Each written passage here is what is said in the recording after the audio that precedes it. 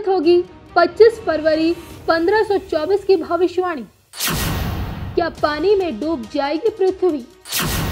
क्या सच साबित होगी 25 मार्च 1988 की भविष्यवाणी? गॉड के आने पर क्या दुनिया खत्म हो जाएगी? क्या सच साबित होगी 1997 की भविष्यवाणी? क्या धरती से टकराएगा स्पेसक्राफ्ट? पृथ्वी के नष्ट होने की तमाम भविष्यवाणियां क्या सच साबित होंगी? इस पर क्या कहती है आचार्य मयंक शर्मा जी की भविष्यवाणी? नमस्कार दर्शकों, मैं हूं ज्योतिषाचार्य मयंक शर्मा। दर्शकों, आजकल हम एक अनोखी चर्चा लेके आए हैं कि पिछले काफ़ी समय से, कई वर्षों से ये मैं सुनता आ रहा हूँ, देखते भी आ रहे हैं कि आए दिन कोई ना कोई भविष्यवक्ता या कोई ना कोई ऐसी भविष्यवाणी के बारे में चर्चा हो जाती है और ये पता चलता है कि अब दुनिया समाप्त होने वाली है, कि आने वाली कुछ वर्षों में दुनिया समाप्त हो जाएगी। और ये ऐसा नहीं, आज से नहीं, पिछले कई वर्षों से, कई सौ वर्षों से ये मान्यता चली आ रही है कि इस वर्ष में दुनिया समाप्त हो जाएगी। तो क्या है इन दावों में सच्चाई? कितनी सच है ये बातें? हमारे हिंदू धर्म के अनुसार आखिर क्या मान्यता है? अभी कौन सा युग है और कब किस तरह से सृष्टि में बदलाव आते हैं और क्या है दुनिया खत्म होने का समय? तो दर्शकों, जैसे आपने बहुत से सुना है कि बहुत से अंतर्राष्ट्रीय ज्योतिषियों ने विदेशों में जिन्होंने लिखा कि किस समय में दुनिया खत्म हो जाएगी, इस समय पर ऐसा हो जाएगा, लेकिन उस तरह की घटनाएं जो है अब तक सही साबित नहीं हुई हैं बिल्कुल भी। तो हम आपको बताते हैं वो कौन कौन से ऐसे वर्ष पहले बताए गए थे। देखिए, अगर सबसे पहले शुरुआत करें तो उसकी एक तिथि बता देते हैं आपको। वो 1524 में भी एक बार ऐसे ही ऐलान किया गया कि जैसे कि दुनिया जो है 1524 के बाद नहीं रहेगी, खत्म हो जाएगी। उसके बाद 1997, 1999, ये दो ऐसे वर्ष थे। उन वर्षों में बड़ा ये शोर मचा था कि दुनिया का अंत आने वाला है, और ये भी सुना था कि 1999 में तो कोई वर्ल्ड वॉर हो जाएगी और दुनिया समाप्त हो जाएगी। ये भी भविष्यवाणियां गलत साबित हुई। उसके बाद फिर 2011 में माया सभ्यता का कैलेंडर जो है कि उसके आगे की तारीख नहीं है उसमें, उसको लेकर भी भ्रम का विषय बना रहा कि क्या दुनिया समाप्त हो जाएगी, क्या अनर्थ हो जाएगा, वो भी गलत साबित हुई। उसके बाद 2013 में भी ऐसे ही बोला गया, और कहीं ना कहीं करके कई वर्षों तक 2016 में भी ऐसा बोला गया, और अभी 2020 के बारे में हाल ही में ये भविष्यवाणी की गई थी कि ये जो सृष्टि है ये कहीं ना कहीं खत्म हो जाएगी 2020 में, और प्रलय आ जाएगी और दुनिया समाप्त हो जाएगी। तो दर्शकों, इस तरह की जो भी कोई जानकारी है, जो भी भविष्यवाणी है, आखिर ये गलत क्यों साबित हुई? इसके पीछे वजह क्या है? देखिए, उनके अपने अपने तर्क होंगे। जिसने भी तर्क दिया है कि किस वजह से लॉजिकल ये बातें बताई कि दुनिया समाप्त होगी या वर्ल्ड वॉर होगा, जो भी परिस्थिति बनेगी, लेकिन अपने जो भारतीय हिंदू मान्यता है उसके अनुसार जो इस समय युग चल रहा है, कलयुग चल रहा है, और कलयुग के 4,72,000, माफ कीजिएगा, 4,85,000 वर्ष तक अब तक पूरे हो चुके हैं, और इसमें अभी करोड़ों वर्ष अभी बाकी हैं। और ऐसी मान्यता यह है कि जब वो करोड़ों वर्ष पूरे हो जाएंगे, उसके बाद हमारे हिंदू धर्म की मान्यता के अनुसार कलयुग का विनाश होगा, कोई अवतार लेगा, वो सृष्टि को हर लेगा और ये विनाश हो जाएगा, और फिर से सतयुग आएगा। लेकिन दर्शकों, हिंदू धर्म में इस मान्यता के बारे में ये बात है कि इसमें अभी करोड़ों वर्ष बचे हुए हैं, अभी बहुत समय है, तो इसलिए ऐसी कोई चिंता की परेशानी वाली बात नहीं है। ऐसा कोई गंभीर विषय नहीं, ऐसा कोई चीज नहीं है, ना कोई घबराने की, डरने की जरूरत है कि दुनिया समाप्त हो रही है, दुनिया खत्म हो रही है, कोई प्रलय आने जा रही है। किसी ने ये भी कहा कि बाढ़ आ जाएगी, पूरे विश्व को ले डूबेगी, किसी ने बोला कि अग्नि वर्षा होगी, किसी ने कुछ बोला, किसी ने कुछ बोला। तमाम तरह के दावे इस तरह के आते रहते हैं समय समय पर। लेकिन जो हमारा जो धर्म कहता है, हमारा जो शास्त्र कहता है कि उसके हिसाब से अभी कोई ऐसा समय नहीं है कि जो दुनिया समाप्त हो रही है। अभी कलयुग चल रहा है और इसके बाद सतयुग आएगा, और एक करोड़ों वर्ष अभी बचे हुए हैं। उसके बाद ही इस दुनिया का जो है अंत होगा। तो इस तरह की किसी भी तरह की सोच को लेकर आए दिन लोग भयभीत होते रहते हैं। ये खबर जब कहीं ना कहीं से दर्शकों तक पता चलती है, लोगों तक पता चलती है, तो हमारे पास भी फ़ोन आते हैं, गुरुजी ऐसे ऐसे सुनने में आया है, क्या कुछ ऐसा होने वाला है, क्या अहित होने वाला है, क्या होगा।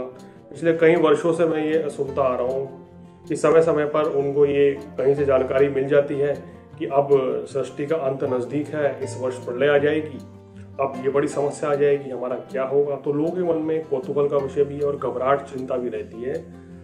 तो दर्शकों, इस तरह किसी भी आशंका से आप बचकर रहिए, क्योंकि अभी जो समय हमारे धर्म के अनुसार से है, ऐसा कोई भी समय अभी ऐसा नहीं है जो कि सृष्टि के विनाश का संकेत दे रहा है।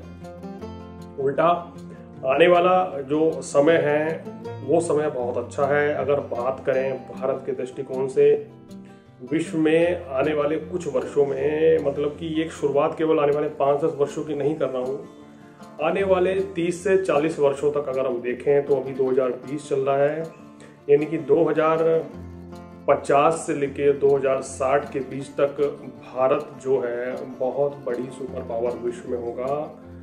भारत का बहुत नाम होगा, यहाँ के लोग बहुत बड़े बड़े अच्छे अच्छे काम करेंगे और पूरे विश्व में नाम रोशन करेंगे। भारत एक महाशक्ति के रूप में बनकर उभरेगा।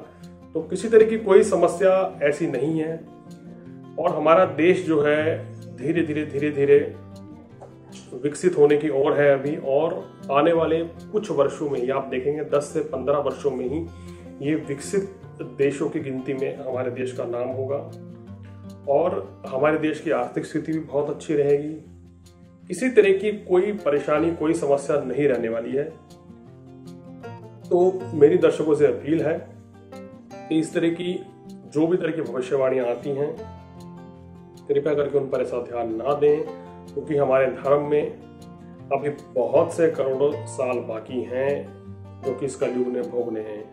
इस कलयुग में दर्शकों को क्या करना चाहिए? देखिए, ये कलयुग में कैसे, इस युग में कहा जाता है ना कि कलयुग ऐसा घोर कलयुग कह देते हैं, बहुत से लोग कहते हैं घोर कलयुग है, अपना ही अपनों का दुश्मन बना है, अपना ही अपने को लूट रहा है, अपना ही अपने का खून कर रहा है और अपना ही अपने को नुकसान पहुंचा रहा है।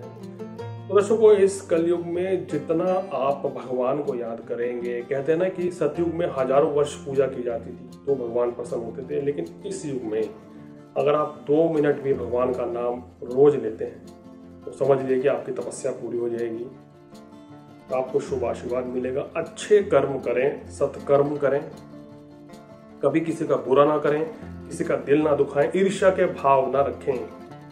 आजकल हम देखने की एक बड़ी मान्यता है, कोई 2 पड़ोसी साथ में रह रहे होते हैं तो एक कहता है कि भैया मेरे पड़ोसी ने बड़ी वाली गाड़ी ले ली है, उसके पास तो 10 लाख की गाड़ी आ गई है भैया, उसके पास तो 20 लाख की गाड़ी आ गई है। तो वो ये सोचता है यार ऐसा कैसे हो गया, मेरे पास तो गाड़ी बहुत अच्छी थी लेकिन इसने तो मेरे से महंगी गाड़ी ले ली।